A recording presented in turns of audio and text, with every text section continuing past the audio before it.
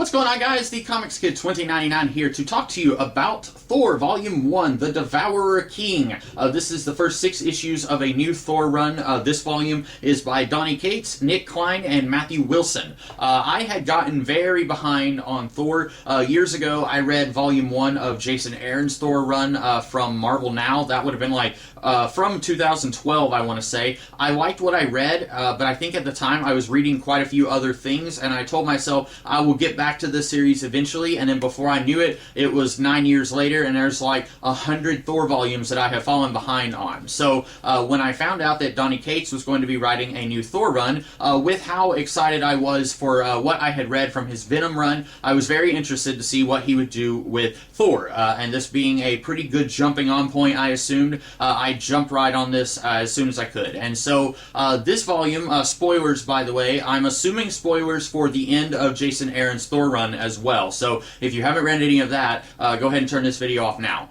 This volume starts off with Thor as the Lord of Asgard. Odin is, I'm assuming, dead. I don't know how dead he is. He will probably come back at some point in the future, but right now Thor is ruling Asgard. He's missing an arm. He's in a pretty lousy mood, and then Galactus comes, and Galactus is very weak, and he says there's this thing called the Black Winter that is going to destroy the entire universe. And then some of the previous heralds of Galactus gather, and they are having a council to talk about what this is. The Silver Surfer says the Black Winter is going to destroy the galaxy or the universe unless we give Galactus a whole lot of power, and then he can destroy the Black Winter. And there are these 5 specific planets that Galactus will need to devour in order to fight back and basically save the universe. And then Galactus is able to turn Thor into his own herald so that he can accompany him while he devours all these planets, and then they can go and fight the Black Winter. And I like a lot of the ideas here, but it's the execution that kind of leaves me saying I don't really get it.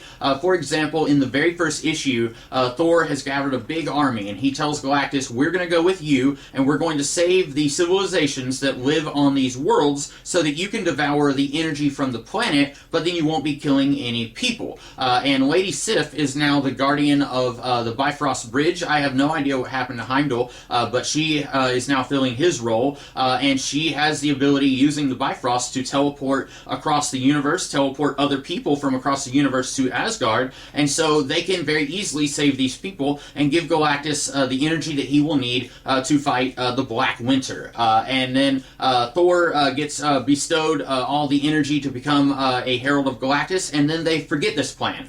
They go to the first planet, it's just Thor and Galactus, and then Galactus forgets that they are supposed to wait and let these people go and evacuate to Asgard. And then there's a big fight scene.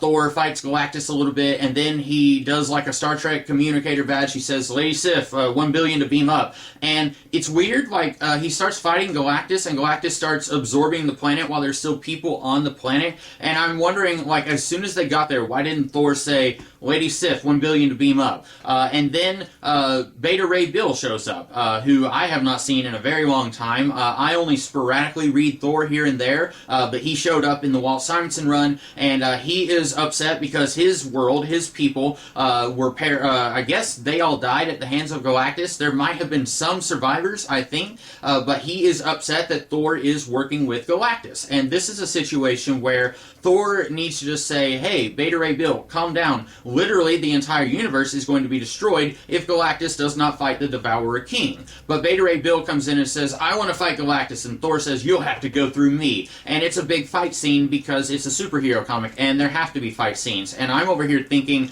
why doesn't Thor just say, Lady Sif, beam Beta Ray Bill to the other side of the universe, and then me and Galactus can go about doing what we're doing, and then we can defeat the Devourer King, and then we can save the universe. But no, it's a superhero comic, and there have to be misunderstandings, and there have to be fight scenes. And so Thor and Beta Ray Bill fight for a little bit, and then Lady Sif comes in and calls Thor an idiot for fighting Beta Ray Bill, and then she teleports Beta Ray Bill back to Asgard. And I'm thinking, why didn't you do this before the fight started? And then they get to the Devourer King, and it does this thing where everyone perceives the Devourer King as their own death. I thought that was kind of cool, but then there was one scene where they show what I'm assuming it actually looks like. And then we get some spoilery retconnage about Galactus. People who are hardcore fans about Galactus probably will not like that. I am not a big fan of Galactus. I don't dislike him, but I'm not a huge fan of the character. So this change in his origin and his past didn't really bother me. And then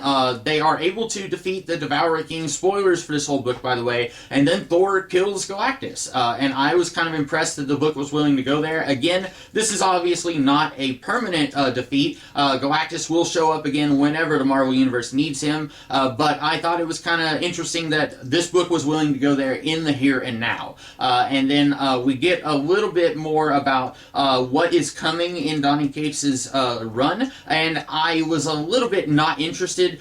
We find out Thor has seen his death, and he sees Thanos holding Mjolnir and the Infinity Gauntlet in the other hand, and then all of the Marvel superheroes are zombies. And I don't know if this is an actual reference to Marvel Zombies. If it is, I don't care. I never read any of the Marvel Zombies books. That premise never really interested me. Thanos as a character has never really interested me. I liked him okay in Infinity War, but in the comics, I don't know if I've ever cared about Thanos. This does kind of hint that Mjolnir, its allegiances might be changing. Thor is having more trouble picking up the hammer here than he has in the past. At one point, Loki is able to pick up the hammer. Of course, Loki, at this point, is not quite as evil as he used to be. He has had a few of his own ongoing stories in the last 10 years or so, and so he is not quite 100% a villain, so him being able to pick up the hammer isn't as big of a deal as it would have been, say, in the 90s, but I'm assuming that this is leading to Thanos being able to pick up the hammer, and I guess that will be a big deal, but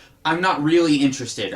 If they had teased this like, you know, Thor saw something when he looked in the eyes of the Black Winter, and then at the end it's something else, like Thor is evil and Loki is leading Volstagg and Lady Sif and the Avengers to fight Thor, I would have been really interested in that. Maybe Thor is holding the Infinity Gauntlet or something like that, and Thor has like evil eyes and he's laughing. I don't know, something like that would have been really interesting, but Thanos leading the Marvel Zombies while holding Mjolnir just didn't do anything for me. Overall, I like a lot of the big ideas of this book, but like I said, a lot of the execution left a lot to be desired for me. If I compared this to his Venom run, at least what I've read with his Venom run, I think I like the Venom stuff quite a bit more, because I cared absolutely 0% about Venom before I started reading that, and I know that was another series that did a lot of retcons to the past concerning Venom, and I didn't care because I'm not a Venom fan, and I thought that a lot of those changes were very interesting. Here, Donny Cates didn't really do as many changes to the core concept of Thor. He did kind of change the direction that the character is going in, but he didn't really change a whole lot about what the character is necessarily, not so much that the next author will have any trouble kind of riding the ship and making the character in the series a little bit more like what they feel like Thor should be. I just didn't really care as much about this story as I did the Venom stuff that I've read. I will still almost certainly keep reading. I did enjoy it, but compared to what Donny Cates did on Venom, I didn't enjoy it as much. There were a few moments here and there where I thought, you know, that doesn't really make a whole lot of sense. But anyway, I liked it okay. So those are my thoughts on Thor Volume 1, The Devourer King. I will talk to you guys in the future with some more videos. In the meantime, have a great rest of the day. Catch you later.